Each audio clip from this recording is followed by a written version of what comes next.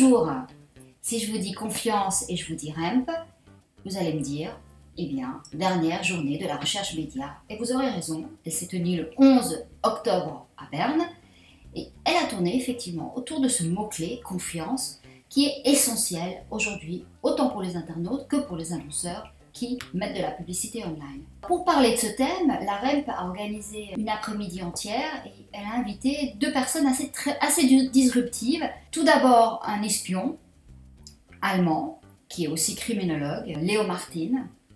Et cet espion nous a expliqué, en nous faisant faire quelques jeux de rôle, nous a expliqué que finalement, entre chaque individu, la relation se construit sur la base du binôme sécurité-valorisation. Et c'est très important, lorsqu'on est en contact avec quelqu'un qu'on ne connaît pas, on le teste au fur et à mesure, et dans ce benchmark qu'on va faire avec la personne, on va voir et on va pouvoir évaluer le niveau de sécurité qu'on va pouvoir avoir avec cette personne.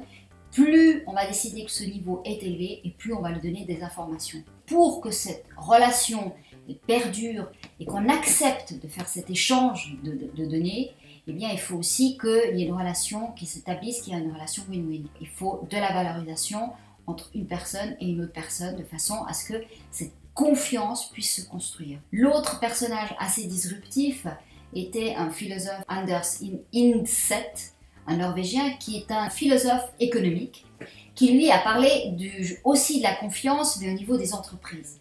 Dans un monde qui se digitalise, où on demande aux employés de changer de méthode de travail, disons d'essayer d'appréhender le monde économique d'une autre manière, eh bien il est important qu'on puisse aussi générer de la sécurité et puis aussi valoriser ces employés pour qu'ils acceptent, eux, de changer. Lui arrivait en conclusion au terme même de compassion, où il faut qu'il y ait une reconnaissance à tous les niveaux de l'effort qui est fait pour que cet effort puisse réellement se faire, pour que les entreprises et que la société acceptent de se transformer. Du côté des entreprises, et c'était intéressant, ils ont invité Swisscom et puis la NZZ et puis Ringier.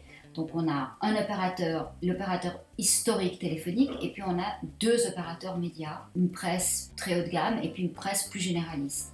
Dans tous les cas, on va recueillir beaucoup de data avec leurs outils, ce qu'ils proposent, donc autant le mobile que à travers des données de presse qui sont aujourd'hui sur les réseaux sociaux. On voit bien la première porte d'entrée aussi sur le mobile, une porte d'entrée intéressante et qui permet de non seulement de constituer de la data, mais disons de la valoriser et disons de la quantifier, de la qualifier, parce que à travers le choix d'une lecture ou de nôtre, on va pouvoir peaufiner notre profil d'intérêt, et donc c'est hyper intéressant. Alors dans tous les cas, se poser la question, quid des données? Est-ce qu'on peut assurer la sécurité, surtout lorsqu'on s'appelle Swisscom? Du côté de Swisscom, on a répondu qu'effectivement, il n'y avait rien à craindre pour l'instant. On n'arrive pas encore, on est encore dans une phase de clusterisation, on n'est pas encore dans une phase vraiment one-to-one, on va traquer une personne et cette personne, on va avoir toutes les données qui correspondent à sa vie de A à Z. On n'est pas encore là, mais on va arriver à ça. Et donc, c'est clair que la marque est déterminante parce que les gens connaissent l'opérateur Swisscom et puis cet opérateur étant un opérateur de service public, il y a aussi une relation de confiance qui peut se construire. Et disons, on peut s'attendre à que ce type d'opérateur ne fasse pas certaines choses que d'autres pourraient faire. C'est toute la relation entre des entreprises et des individus qui est à construire. Ça, c'est ce qui va advenir ces prochains temps et c'est essentiel pour que non seulement les gens acceptent et continuent à donner des données aussi gratuitement et aussi de manière aussi ouverte, mais en même temps que les annonceurs puissent aussi travailler avec ces entreprises de manière à vraiment être sûr que sur ces plateformes, eh bien, leur publicité va vraiment être mise en avant de manière correcte.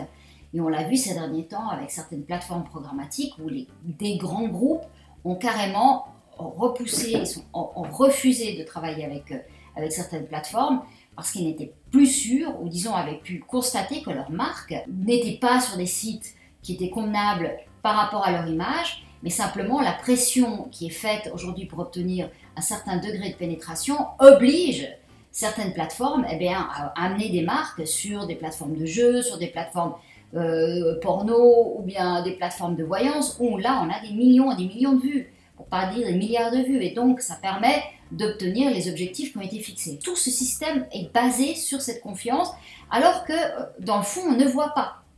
On ne voit pas non plus, lorsqu'il y a un plan média, à l'époque on avait plus ou moins, on comprenait le plan média, aujourd'hui le plan média est très dynamique.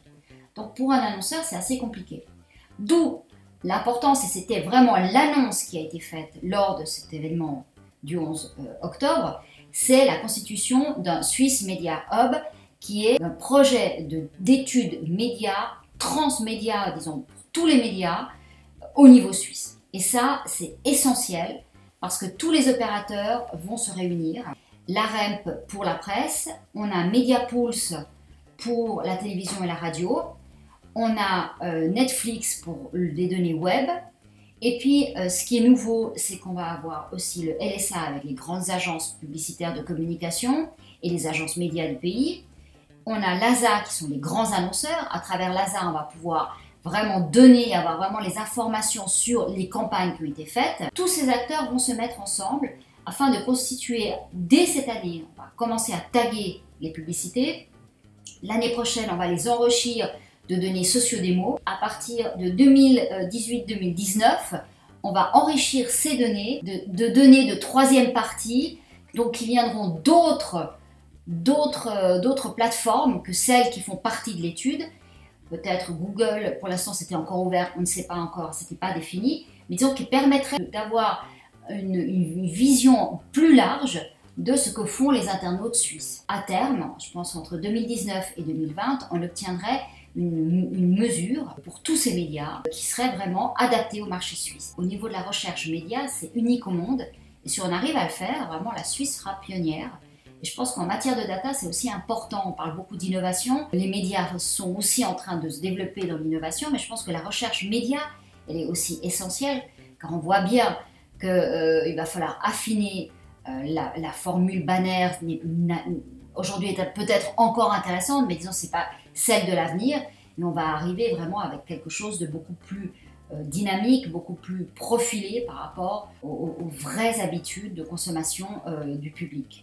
Et il y a 15 jours, j'étais à Zurich pour une conférence chez TID, qui met de la publicité sur des sites avec des écrans vidéo.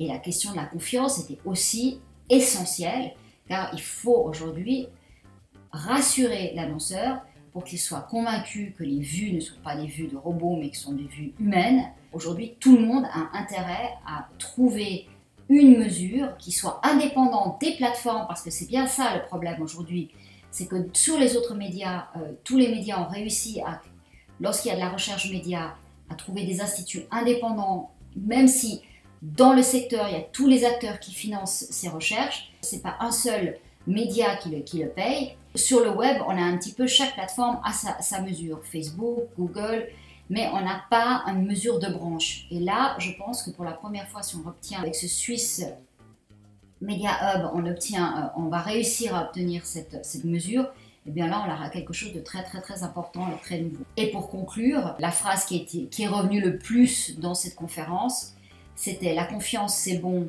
mais le contrôle, c'est mieux ». Ça, c'était la phrase de Lénine. Vous l'aurez reconnu, c'est un peu martial, qui a été détourné lors de cet événement en « la confiance c'est bien, mais la collaboration c'est beaucoup mieux ». Et là, je pense qu'on tient le bon filon. Et pour la première fois, je pense que tous les acteurs en Suisse ont compris. Et je pense que pour une fois, on va être plus les derniers, mais bien en avance. Alors j'espère que ça vous a intéressé. Cliquez pour vous abonner, pour que je continue à vous expliquer un petit peu toutes les conférences dans lesquelles je vais participer en Suisse, maintenant en Suisse alémanique, sur ce qui est communication et médias. Merci, au revoir.